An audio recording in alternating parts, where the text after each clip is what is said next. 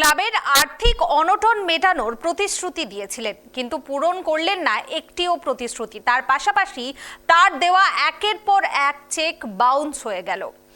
যে গুরুত্বপূর্ণ খবরের দিকে আমরা নজর রাখছি, হুমায়ুন কবিরের চেক বাউন্স করা নিয়ে ঘটনাকে ঘিরে একেবারে চাঞ্চল্য ছড়িয়েছে। তার পাশাপাশি মোহামেডান ক্লাবের সভাপতির পদ খুইয়েছেন তিনি।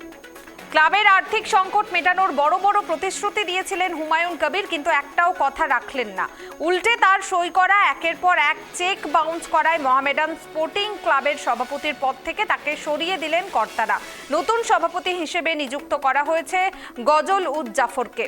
ক্লাবের 13 কোটি টাকার দেনা মেটানোর কথা বলে সভাপতির কুর্সিতে বসেছিলেন নওদার বিধায়ক হুমায়ুন কবির।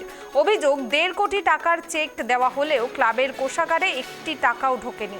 টানা 3 বার চেক বাউন্স করায় গত সোমবার তাকে আইনি নোটিশও পাঠায় ক্লাব।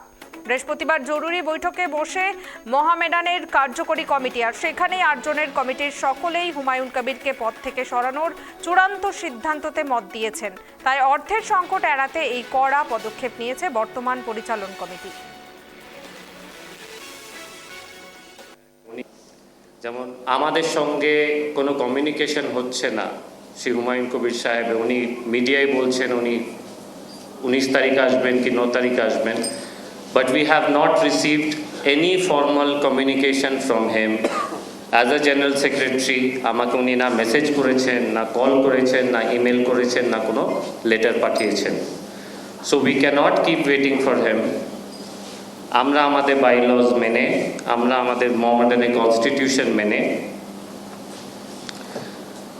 আমরা শ্রী হুমায়ুন কবিরকে সরিয়ে শ্রী গজল জাফরকে ক্লাব প্রেসিডেন্ট করলাম।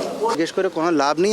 আমি আপনি প্রেজেন্টে কথা করুন, ফিউচারে কথা করুন, পাস্টে কথা করে কোনো লাভ হবে না। আমার ওর মধ্যে কোনো বক্তব্য নেই। আমি তো হুমায়ুন কবিরকে এনেছি না, আমি তো কাজী মসুম আক্তারকে এনেছি না, তো আমি জানি না কি